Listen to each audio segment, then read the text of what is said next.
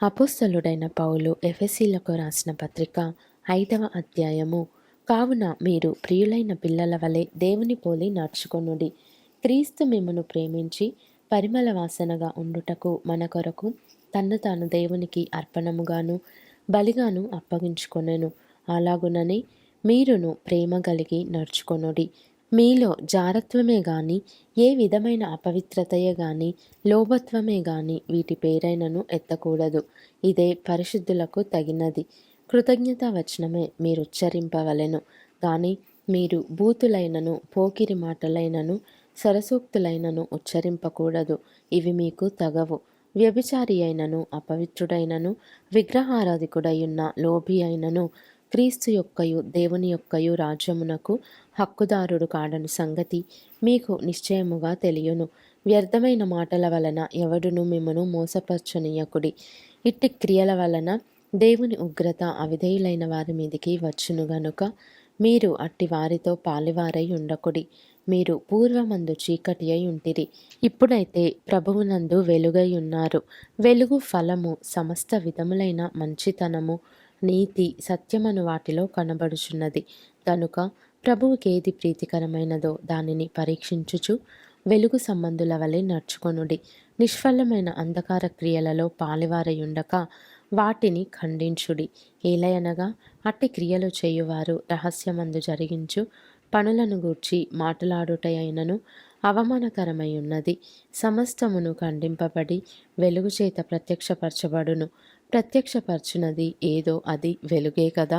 అందుచేత నిద్రించుచున్న నీవు మేల్కొని మృతులలో నుండి లెమ్ము. క్రీస్తు నీ మీద ప్రకాశించునని ఆయన చెప్పుచున్నాడు. దినములు చెడ్డవి గనుక మీరు సమయమును పోనీయక సద్వినియోగము చేసుకొనుచు అజ్ఞానుల వలె కాక జ్ఞానుల వలె నడుచుకొనున్నట్లు జాగ్రత్తగా చూచుకొనుడి. ఇందు నిమిత్తము మీరు అవివేకులు కాక ప్రభువు యొక్క చిత్తమేమిటో గ్రహించుకొనుడి. మరియు మద్యముతో మత్తులై ఉండకుడి, దానిలో దుర్వ్యాపారము కలదు.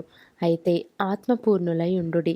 ఒకనినొకడు కీర్తనలతోనూ సంగీతములతోనూ ఆత్మ సంబంధమైన పాటలతోనూ హెచ్చరించుచు మీ హృదయములలో ప్రభువును గూర్చి పాడుచు కీర్తించుచు మన ప్రభువైన యేసుక్రీస్తు పేరట సమస్తమును గూర్చి తండ్రి అయిన దేవునికి ఎల్లప్పుడూ కృతజ్ఞతాస్థుతులు చెల్లించుచు క్రీస్తునందలి భయముతో ఒకనికొకడు లోబడియుండుడి. స్త్రీలారా, ప్రభువునకు వలె మీ సొంత పురుషులకు లోబడియుండుడి. క్రీస్తు సంఘమునకు శిరస్సై ఉన్నలాగున పురుషుడు భార్యకు శిరస్సై ఉన్నాడు. క్రీస్తే శరీరమునకు రక్షకుడై ఉన్నాడు. సంఘము క్రీస్తునకు లోబడినట్టుగా భార్యలు కూడా ప్రతి విషయములోనూ తమ పురుషులకు లోబడవలెను. పురుషులారా, మీరును మీ భార్యలను ప్రేమించుడి.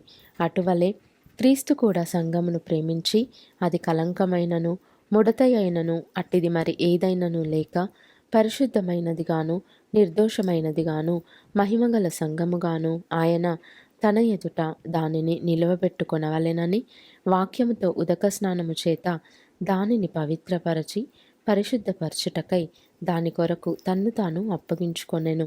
అటువలనే పురుషులు కూడా తమ సొంత శరీరములను వలె తన భార్యలను ప్రేమింపబద్ధులై ఉన్నారు. తన భార్యను ప్రేమించువాడు తన్ను ప్రేమించుకొనుచున్నాడు. తన శరీరమును ద్వేషించిన వాడెవడునూ లేడు గాని ప్రతివాడును దానిని పోషించి సంరక్షించుకొనును.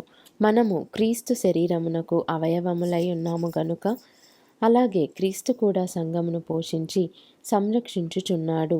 ఈ హేతువు చేత పురుషుడు తన తండ్రిని తల్లిని విడిచి తన భార్యను హత్తుకొనును, వారిద్దరును ఏక శరీరమగుదురు.